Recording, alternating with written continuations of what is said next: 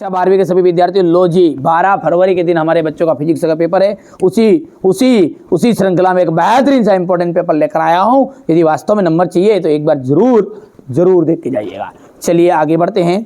यहाँ से बात करेंगे प्रोटॉन में न्यूनतम आवेश होगा तो ये सा ऑप्शन है। दूसरे का ऊर्जा आ जाएगा। तीसरे में जल्दी करो आप तो है ना, समय कम है। चौथे में पढ़ लीजिएगा, स्क्रीनशॉट ले लो, समय बहुत ही कम है आपके पास में, इतना समय नहीं है ज़्यादा कि समझाने काम वो कर लेना आपके स्तर से रटा रूटी काम, ठीक है। ये देखो यहाँ से 100% श्योर है, इस पेपर से 40 से 50 नंबर का गारंटेड दावा करते हैं मैं, ठीक है। पीएन संधि डायोड में अवक्षय परत की मोटाई 10⁻⁻6 मीटर हो जाएगी।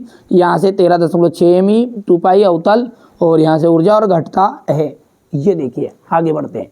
सही जोड़ी की बात करेंगे, किरचॉफ का विद्युत धारा संबंधी नियम, आवेश संरक्षण का नियम आ जाएगा। लॉरेंज बल की बात करें तो QV sin थीटा, दृश्य प्रकाश का जाएगा न्यूटन, गामा किरणें का जाएगा हेनरी बेकरेल, ट्रांसफार्मर का जाएगा न्यूटन प्रेरण, प्रेरित विद्युत वाहक बल का जाएगा d∅dt। चलिए आगे बढ़ते हैं। सही जोड़ी के बाद में ये आपकी यहाँ से सही जोड़ी आ जाएगी। ये यहाँ पर अपन यदि ये बात करें 1 किलोवाट घंटा का जूल में क्या संबंध है तो यह जाएगा आपका 3.6 × 10⁶ जूल। विशिष्ट प्रतिरोध का एसआई मात्रक क्या है, ओम × मीटर है। किसी लेंस की क्षमता धनात्मक होती है तो उत्तल लेंस की, और ऋण आवेश से धनावेश की और होगा विद्युत ध्रुवों की दिशा। विस्थापन धारा आ जाएगा। यहाँ से हमारे इंग्लिश मीडियम वाले बच्चे बढ़िया से कंप्लीट करेगा।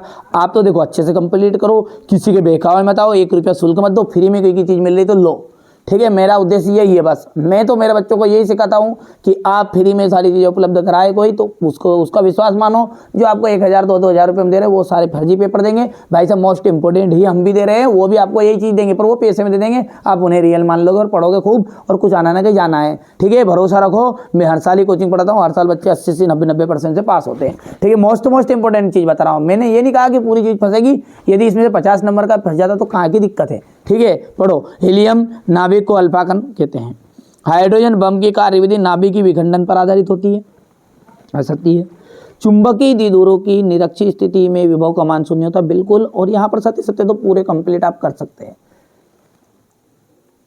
ठीक है। इसके बाद में हम बात करेंगे यहाँ से अब क्वेश्चन नंबर 6 से बिल्कुल फोकस ध्यान से रख लीजिएगा सही। किसी आवेशी चालक के अंदर विद्युत क्षेत्र एवं विभव को स्पष्ट कीजिए। जो चुंबकीय क्षेत्र रेखाएं कभी नहीं काटती, ठीक है। किसी चालक का प्रतिरोध को प्रभावित करने वाले कारक, फ्लेमिंग के बाएं हाथ का नियम, 2 क्षेत्र रेखाएं नहीं काटती क्यों, विद्युत चुंबकीय प्रेरण किसे कहते हैं, दिष्ट धारा और प्रत्यवर्ती धारा में अंतर, कोणीय वेग और लंबन से आप क्या समझते हैं, यहाँ ध्यान से देखो आप तो, ठीक है भैया।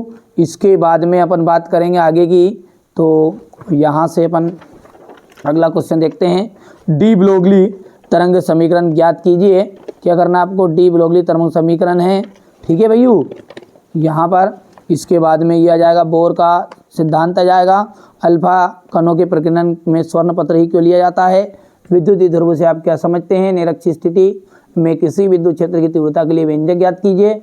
ये आपका क्वेश्चन नंबर 14 है, बढ़िया से कंप्लीट करिएगा। ये क्वेश्चन नंबर 15, यहाँ पर देखिए आप तो क्वेश्चन नंबर 16 है, 17 ये अथवा वाला आ जाएगा, और ये क्वेश्चन नंबर 18 है आपका, ध्यान से देखिए आप तो है ना भैयू। इसके बाद में आगे बढ़ते हैं तो क्वेश्चन नंबर 19 अथवा हो गया है, सॉरी क्वेश्चन नंबर 19, और ये रहा आपका क्वेश्चन नंबर 20, ठीक है भैयू।